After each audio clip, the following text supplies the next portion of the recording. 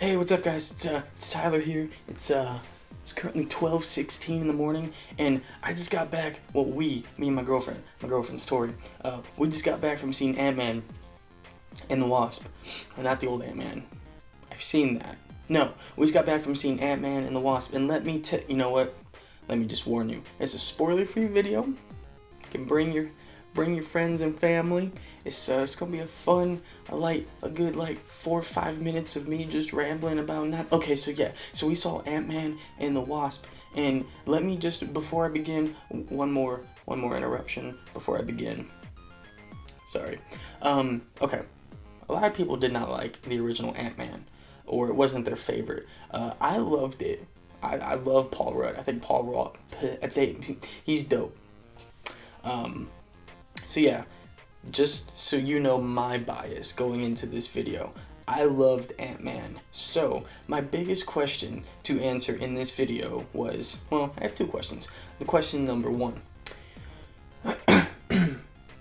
was this Ant-Man sequel better than Ant-Man? Was Ant-Man and the Wasp a better movie than Ant-Man? Question number two, was it the perfect follow-up movie to Avengers Infinity War? Alright, so let's answer question number one. Yes. Yeah, it was pretty good. It has some good humor in it. Like, when I was watching it, I was seriously, okay. Bear with me. Whew, it is hot in here.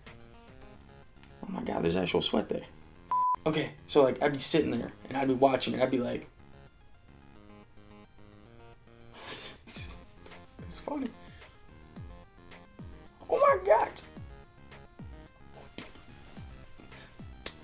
It's a good ride. It's fun. It's fun. It's legitimately, it's a fun movie. Okay, so if I had to nitpick a little bit, who's the villain? Well, I won't tell you because I told you it's a spoiler-free video. But seriously, it's you kind of know who the bad person is, but it's more they're in a bad situation than, necessarily he's bad, she's bad, they're after us, we need to stop them. You kind of get a little bit of that going on, but no, it's such a lighthearted movie that it's even the villains not really villainous. Villainy. One of those is the correct word. Oh, another thing that I want to nitpick, because while I was sitting in the credits, because seriously, do not leave during the credits. Can they put something in their movies that says don't leave there?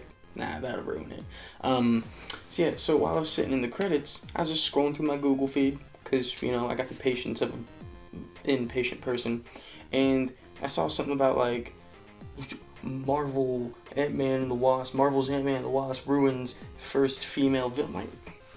Really? Why is this such a big deal? Yes, you know what? I never thought about it. Technically, this is the first movie where there is a female protagonist. Or an antagonist. No, it's protagonist. Antagonist is the villain. There also was a female villain. A bad person.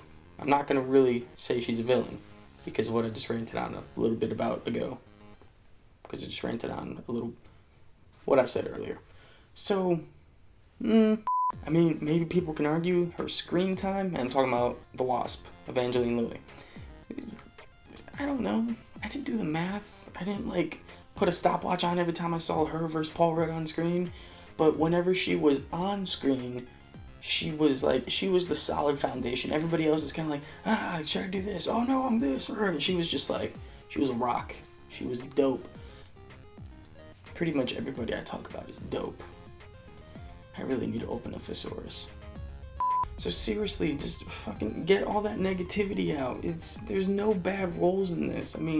Everybody is doing their fair share. It doesn't need to be ooh, this person dominated this one, or this was a heavily female-led one, this one was all male. It's come on. It doesn't matter. They all did their part, because pretty much, you know that all of these Marvel movies are kind of little teams. Is there truly such thing as a solo movie? Granted, I probably shouldn't be trying to question that when I'm legitimately talking about a title that has two people in it. So Black Panther, for example, I did a review on that. Click the card in the top right to watch that. That was actually my first review. This is technically my second. So was that technically? Yeah, I solo. That's the word. See? I need a thesaurus. So was that technically a solo movie? No. No, he had like a whole nation fighting with him, so. No, not really.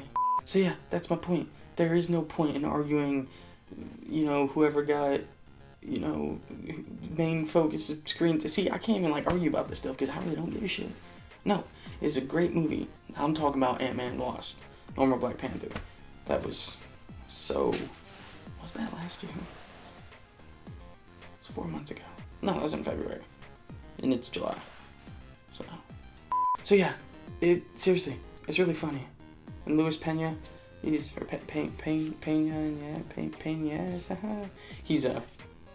great. He's great. Stan Lee's cameo, that was good too. Okay, so back to the real stuff. Was it? Wow, that's bright. Was this the perfect movie to follow up Infinity War? No. You know what the perfect movie to follow up Infinity War would be? Part 2. But they're not going to do that. So it's kind of a loaded question. Yes, it was good comic relief. But it would have been good comic relief if we watched it like a week after. It's been 2-3 months. Came out in April and it's July, so yeah, a little, kind of like two and a half. So it's not like, oh, thank God they gave us Ant-Man and the Wasp.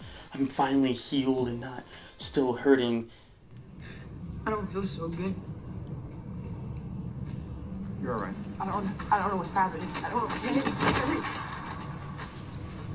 want to go. I don't want to go. So yeah, it was good. And then of course, it's not X-Men bad, but their timelines, it kind of gets you guessing. Of course, this took place before, so we don't know if Ant-Man and the Wasp and anybody else in that cast is, you know, affected by the snap. So we're just able to enjoy this movie. They don't give us like a, 2016, but they keep referencing like, 2 years after, you know, Civil War and stuff. So yes, it takes place before. So was it a good follow-up? Of course, it was a good movie. But like, seriously, we're all waiting for Captain Marvel. That's like the true, like that's the next step. This was just a little step. Like they already had this in the works. They would have done this with or without Infinity War. So, yeah. I think I've said everything I needed to say. Alright guys, so right now, let's talk a little bit. Down below in the comments. Let's not compare this to all the other Marvel movies. Let's just treat this strictly as a sequel. What did you guys think about Ant-Man and the Wasp? You know, in comparison to Ant-Man. And nobody. Just Ant-Man. Compare those two movies. Which one did you like? What had good parts? What had bad parts? Vice versa? Which, you know, what movies were good for what reasons and bad for what reasons? If you want to be the little negative Nancy's you can be negative. Whatever. I'm negative. Like, it's hot. Because of that bright light right there. Yeah. As you can see, I don't engage with you guys as much as I should, so I'm working on that. So yeah, down below in the comments, what do you guys think of Ant-Man and the Wasp? Was it good? Was it bad?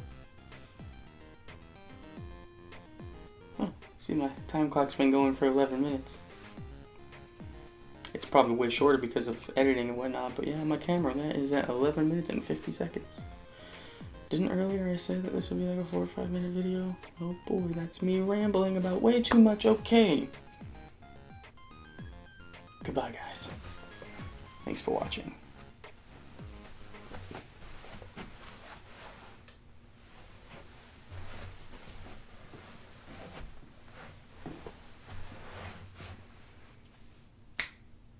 Oh, that was weak.